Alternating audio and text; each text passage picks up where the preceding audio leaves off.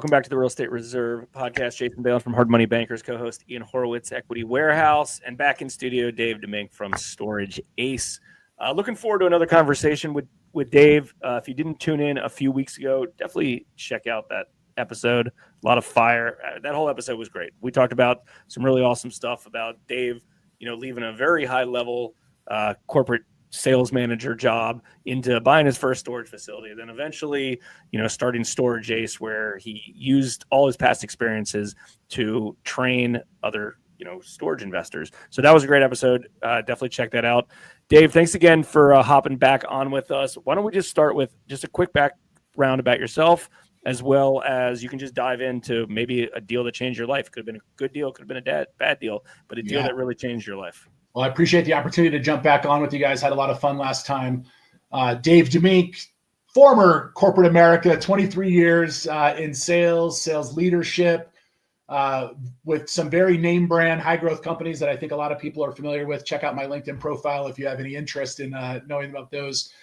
But yeah, back in August of 24, I was on the wrong end of a restructure at my previous company. And I was laid off after being in the top 1% of sellers the year before and celebrating that just 1 month before being laid off in Hawaii with my wife. But over the last 4 years, on the side, complete side hustle, I had been building, a storage portfolio that now sustains, my living and my kids and my family. And then a couple of months back, I launched Storage Ace, a self-storage coaching community where I'm for free teaching everybody how to start finding their first deals. And your second question, that the deal that changed my life is actually not the deal. It wasn't. It was a asset class that changed my life because it ultimately didn't work. And what I mean by that is about 6-7 years ago, I got into purchasing multifamily apartments here in the Denver market.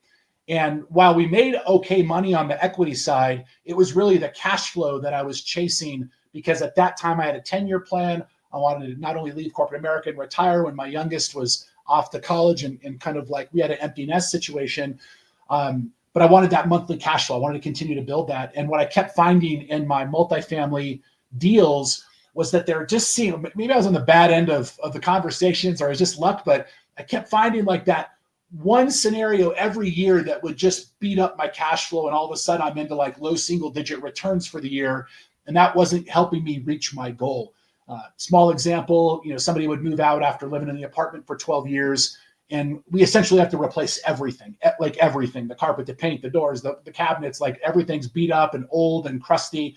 And we want to make it more modern to appeal, but we got to spend like 15 grand to go do that. Well, if that apartment's generating, 25 grand a year of cash flow, and I just spent 15K on a remodel, like I'm kind of not making the cash flow that I needed to hit that, 10-year goal. So I slowly started getting out of that asset class after finding self-storage, hooking myself with some great mentors and communities to learn how to do it. And that's now my asset class of choice. This is where I'm going. I've grown from one storage facility and not a lot of knowledge, 4 years ago, to closing on number 8 here in middle of February. I don't know sure when this is going to be aired, but February 17th. And that'll push me over 200,000 square feet. And I've done all that in the last 4 years.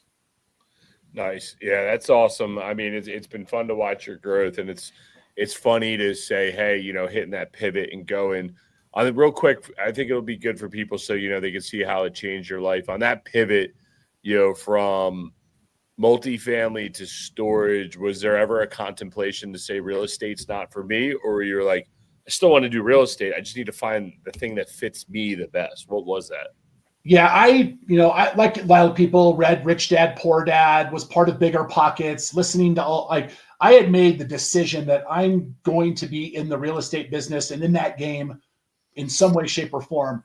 Maybe, going back 8, 9, 10 years, I maybe didn't know what that asset class is that I wanted to fully invest in.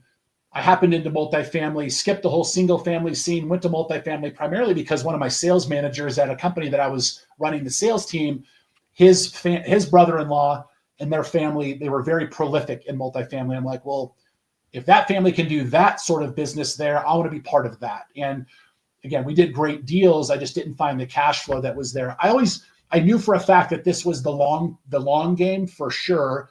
And finding the storage business was a byproduct of just not feeling satisfied with multifamily.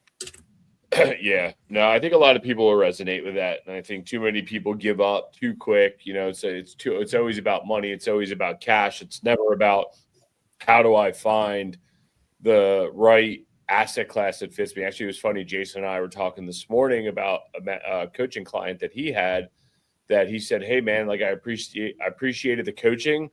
However, I don't think hard money lending's for me, but I utilized a lot of skill sets that you taught me to go reinvigorate me to do my real estate business." And I think, if you can take that experience and reapply it to something that works for you, whether it's business, it's another asset class, whatever it is, staying in the game. If you stay in the game long enough, you will eventually, hopefully, fingers crossed, make money and find what fits you. And I think that's what's really important. Too many people give up too quick. It's not for me. I'll just let Dave be my boss over here in corporate America. Guy's great, whatever. It's like, nah, dude, it's time to go and build something for yourself. Yeah, I agree with that 100%. Dave, where's the best place people can find you on the internet? They want to learn more about Storage Ace. I think I've been over on your school platform. I've been over there posting a little bit, enjoying it. It's been refreshing to see your school platform and the way you communicate. You got such a big personality. Where can they learn more about you? Yeah, search Dave DeMink on Instagram, Facebook. Let's connect. Let's be friends. Let's do all that fun stuff. StorageAce.io. I've got some freebies there, some cheat sheets that will help people get started. And then if you're familiar with the school platform, SKOOL, Hormozy's platform, big name. Just search Storage Ace up in the search bar. We're one of the only free self-storage communities out there, giving away tons of value to help you get started. Love that, man. I appreciate you coming back on. We had a really fun episode a few weeks ago. Go check that out. We talked about everything from football to corporate America to being out on your own. And Dave, as always, I appreciate you. Thank you for coming back on. Yeah. And I will catch you all. We will catch you guys all on the next one. Thanks for tuning in to the Real Estate Reserve podcast. Do us a favor and like, comment, and share our broadcast. It helps the algorithm and helps us spread the word too. Till next time, thank you for tuning in.